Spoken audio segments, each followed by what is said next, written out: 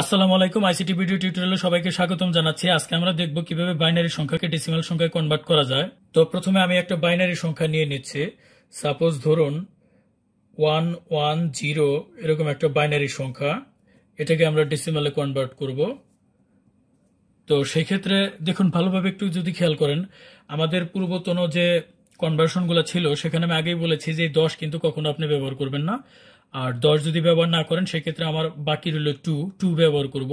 2 যেহেতু আমাদের সমান সমান অপোজিট সাইডে নাই, সমান সমানের অপর দিকে থাকলে আমি 2 দিয়ে ভাগ করতাম, বাট 2 কিন্তু আমাদের এই সংখ্যার সাথে রয়ে গেছে। যখনই কোনো একটা বেস ব্যবহার করবেন এবং সেই বেসটা যদি সাথে সাথে থাকে তাহলে কিন্তু আপনি গুণন করবেন। এই সংখ্যাটাকে যদি আপনাকে গুণন করতে বলা হয় তাহলে আপনার নলেজ অনুসারে সংখ্যাটা আপনি এইভাবে লিখতেন এবং সেটাকে 2 দিয়ে গুণন করার ফলে কিরকম হতো। প্রথমে আপনি 2 দিয়ে কাকে গুণ করতেন? শূন্যকে গুণ করতেন। সেক্ষেত্রে 2 দিয়ে শূন্যকে গুণ করলে শূন্য হতো এখানে। এরপরে 2 দিয়ে যখন দেখুন, প্রথমে আপনাকে শূন্যকে গুণ করলেন, তারপরে আবার এই 1কে গুণ করবেন, এই 1কে গুণ করলে হবে 2 1কে 2, আবার দেন আপনি এই 1কে যখন গুণ করবেন 2 1কে 2। আপনি কিন্তু এইভাবে গুণনগুলো করে থাকেন। তো আমি জাস্ট রাফ হিসাবে এখানে আপনাকে দেখালাম। আমাদের এইখানে যে গুণনগুলো করব আমরা ঠিক হুবহুব এইভাবে গুণন করব না, তবে এই 2 দিয়ে শূন্যকে গুণন, 2 দিয়ে 1কে গুণন, 2 দিয়ে এই 1কে গুণন, এই গুণনগুলাই করব, বাট একটু ভিন্নভাবে। সেটি কিভাবে একটু দেখুন। আমি প্রথমে এখানে শূন্যকে গুণন করব 2 দিয়ে, সেক্ষেত্রে আমি 0 গুণন 2 লিখতে পারি, কোনো সমস্যা নেই। এরপরে দেখুন এখানে কি আছে? 1 আছে। এখানে যেরকম আমরা 2 দিয়ে প্রথমে শূন্যকে গুণন করেছিলাম, আবার 2 দিয়ে 1কে গুণন করেছি, এখানে আমরা শূন্যকে প্রথমে 2 দিয়ে গুণন করলাম, ফাইন। দেন এখানে যে আমাদের 1 ছিল সেটাকেও আমরা 2 দিয়ে গুণন করব। আবার এই পাশে যে আমাদের 1 ছিল সেটাকেও আমরা 2 দিয়ে গুণন করব। অর্থাৎ প্রত্যেকটাকেই, এখানে যেমন প্রত্যেকটা ডিজিটকে 2 দিয়ে গুণন করা হয়, এখানেও কিন্তু আমি প্রত্যেকটা ডিজিটকে 2 দিয়ে গুণন করলাম। আর এরপরে যেটা করব, প্রত্যেকটাতে আমি যোগ চিহ্ন দিয়ে দিব। আমরা জানি ডেসিমাল সংখ্যায় স্থানে স্থানে 10 করে করে গুণ করে কিন্তু সংখ্যাটা বাড়ে। আর এখানে যেহেতু এটা বাইনারি সংখ্যা, সুতরাং 2 করে করে গুণ করে বাড়বে। তো সেই আলাপে আমি যাচ্ছি না, সেগুলো আগের ভিডিওতে আমি আলোচনা করেছি।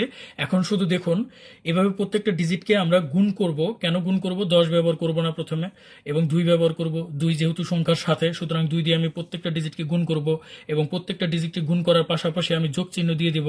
আর সবচাইতে ইম্পর্টেন্ট যেটা হচ্ছে, সেটা হচ্ছে আমরা কিন্তু এই যে 2 যে বেস হিসেবে যে 2 যে নিয়েছি, এখানে কিন্তু আমরা পাওয়ার ব্যবহার করব।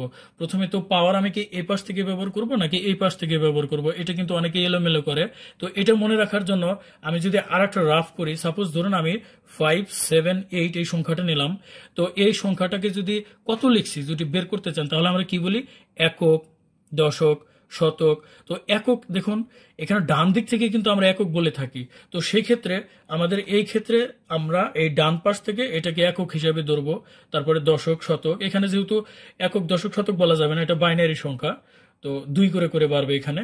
তবে পাওয়ারের বেলায় আমরা কিন্তু পাওয়ারটা ডান পাশ থেকে বসাবো। যখন আপনারা ভুলে যান যদি যে কোন পাশ থেকে যেন পাওয়ার বসাতে হয়, তখনই যে কোনো একটা সংখ্যা লিখবেন আর দেখবেন একক, দশক, শতক আমরা ডান পাশ থেকে যেরকম নেই, এখানে পাওয়ারও কিন্তু আমরা ডান পাশ থেকে বসিয়ে যাব। আর প্রথম যে পাওয়ার সেটা কিন্তু 0 হবে, আর তারপরে পাওয়ার হচ্ছে 1 হবে, তারপরে 2 হবে। আর এই পাওয়ারগুলা কিন্তু 0 থেকে শুরু হয়, সেটাও কিন্তু আপনাকে মনে রাখতে হবে। এবার আমি যদি ক্যালকুলেশন করি তাহলে কি হবে একটু দেখুন। এটা 1 দিয়ে আপনি যা কিছু কি গুণ করেন না কেন সেটা কিন্তু আসলে ওই মানই থেকে যাবে। সেই ক্ষেত্রে আমি আর 1 লিখলাম না, কিন্তু 2 এর পাওয়ার 2 মানে কি? তার মানে কিন্তু 4, এটা আমরা সবাই জানি। এরপরে হচ্ছে প্লাস, আবার এখানে দেখা যাচ্ছে 1 দিয়ে আপনি যা কিছু কি গুণ করেন না কেন তাই থাকবে, সুতরাং 1 আর আমি লিখলাম না। তবে এখান থেকে কিন্তু 2 এর পাওয়ার 1 থাকা মানে 2, আমি 2 লিখে নিলাম। এরপরে যোগ দেওয়ার পর দেখুন এইখানে 2 এর পাওয়ার 0 মানে হচ্ছে 1, তাই না? এটা কিন্তু মনে রাখতে হবে, যে কোনো সংখ্যার উপর যদি পাওয়ার 0 থাকে সেটা কিন্তু 1। তো এখানে যদি 1 আর 0-র সাথে যদি আমি গুণ করি, ঘুরে ফিরে কিন্তু 0 দিয়ে যে কোনো সংখ্যাকে গুণ করলে কিন্তু সেটা 0 হয়ে যাবে। তো আমরা যদি এখন একটু হিসাব করি, 4 আর 2 6, অর্থাৎ এখানে কিন্তু আমরা 6 পেলাম।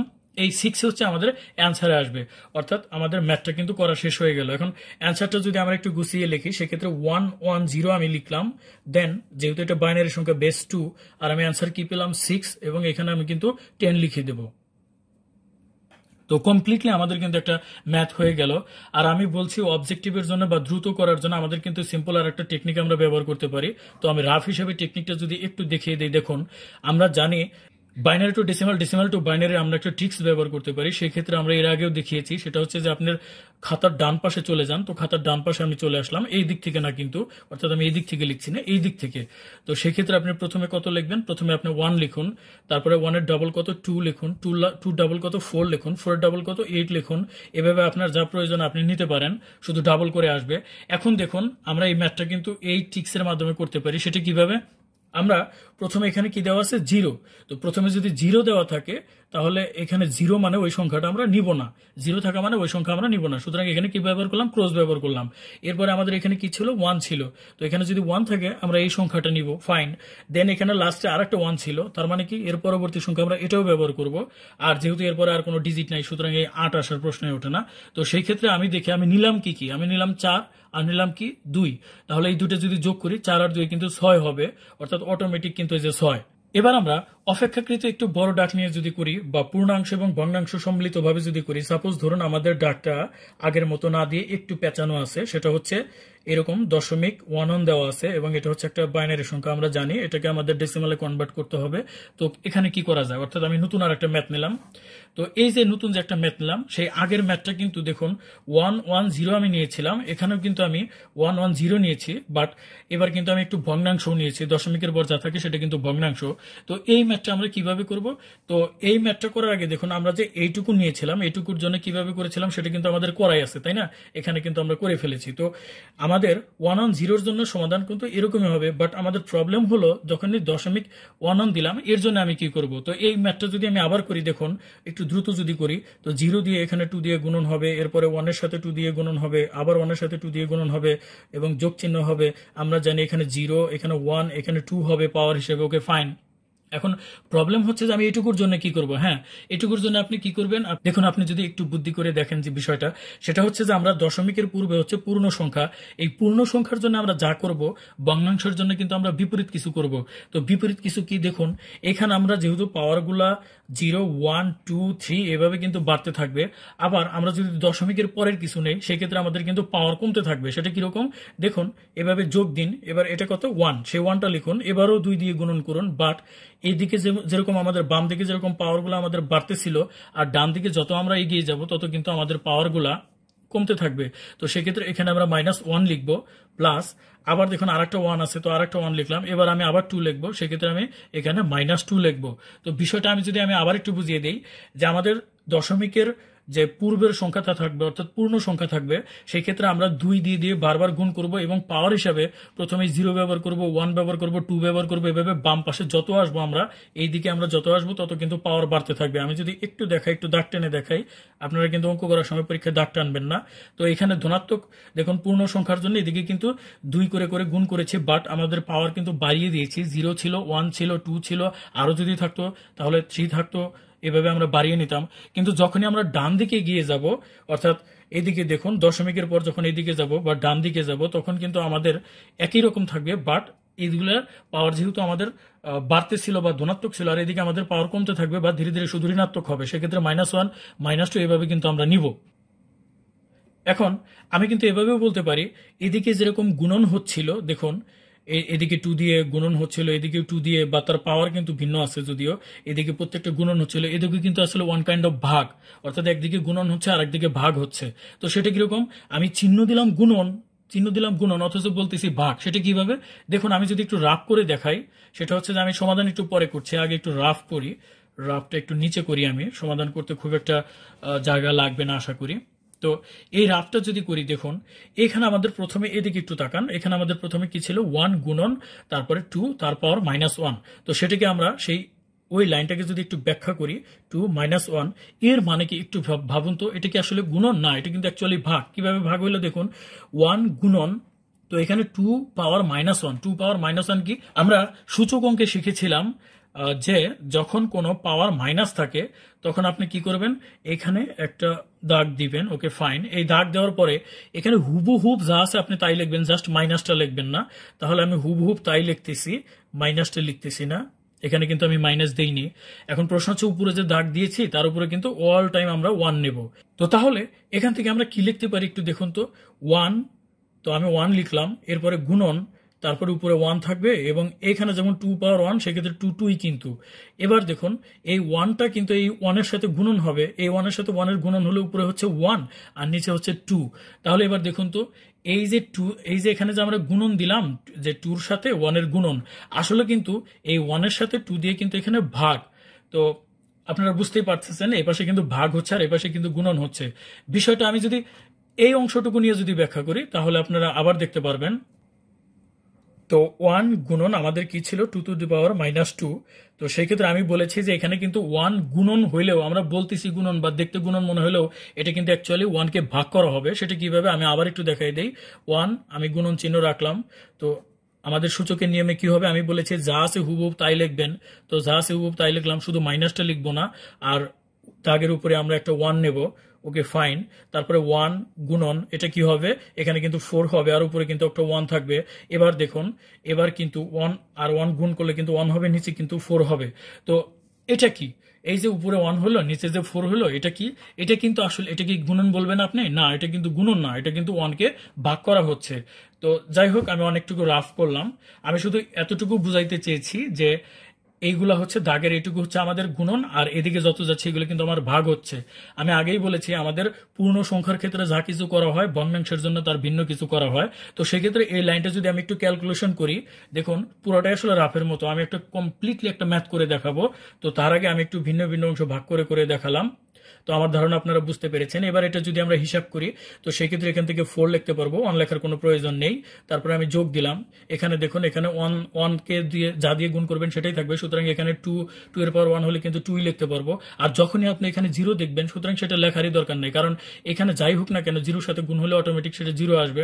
তো আপনি চাইলে এখানে পুরো এই পুরোটুকুর পরিবর্তে, অর্থাৎ এখানে যে দেখতে পাচ্ছেন এটুকুর পরিবর্তে 0 লিখে দিতে পারেন, আবার না লিখলেও চলবে। দেন এখানে যোগ দিলাম। তো একইভাবে 1 গুণন 2 পাওয়ার যদি -1 হয়, আমি এর আগে দেখুন আপনাদের কিন্তু দেখিয়েছি যে 1 গুণন 2 পাওয়ার -1 হলে ক্যালকুলেশন করে কিন্তু আমরা হাফ লিখতে পারি। সুতরাং আমরা এখানে কিন্তু হাফ লিখে দিলাম এটুকুর পরিবর্তে। অ্যান্ড দেন এটা আমাদের যোগ ছিল, আমি যোগ দিলাম। যোগ দেওয়ার পরে 1 গুণন 2 টু দি পাওয়ার -2 এর মানও কিন্তু আমরা বের করে রেখেছি।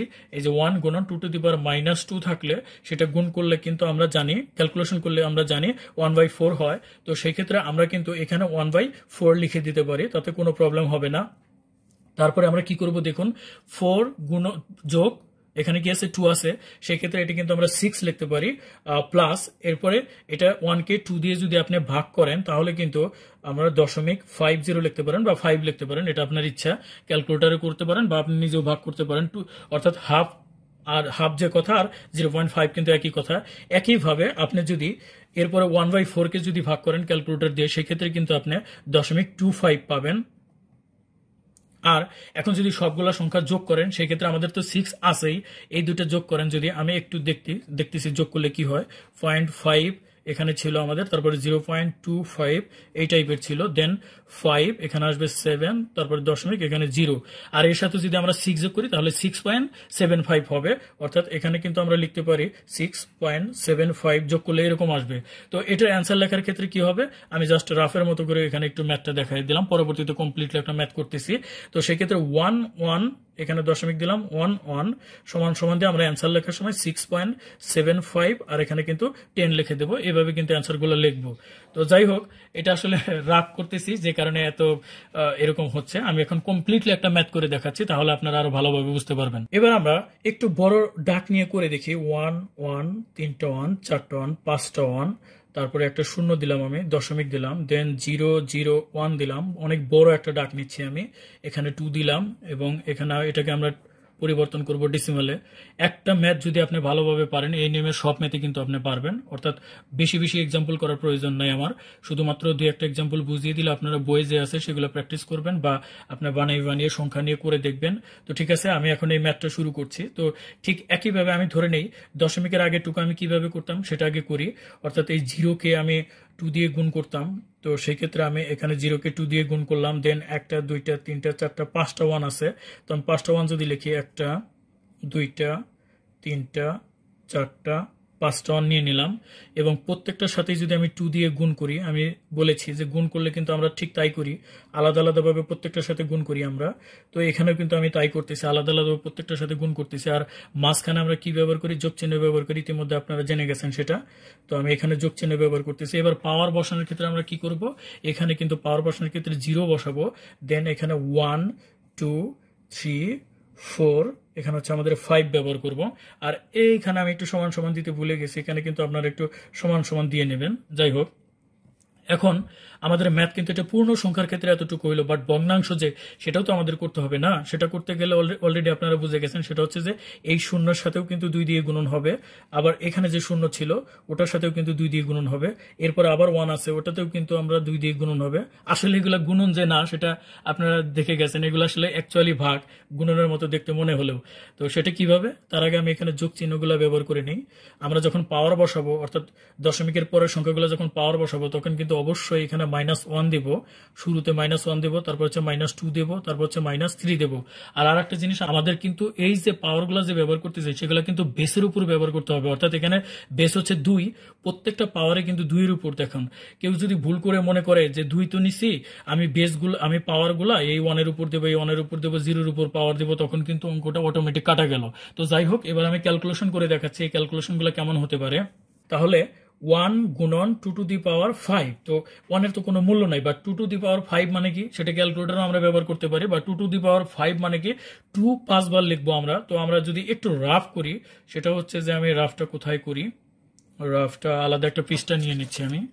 এখানে 2 টু দি পাওয়ার 5 মানে হচ্ছে তাহলে কি 1টা 2টা 3টা 4টা 5টা, তাহলে 5টা এবং সবগুলোর মধ্যে কি হবে? গুণন হবে। আমি একটু ভেঙে ভেঙে দেখাচ্ছি যাতে সবাই বুঝতে পারে। এখন দেখুন 2 দুগুণা 4, 4 দুগুণা 8, 8 দুগুণা 16, 16 দুগুণা 32। তো এখানে কিন্তু আমি একদম 32 লিখতে পারি, এখানে 32 লিখলাম।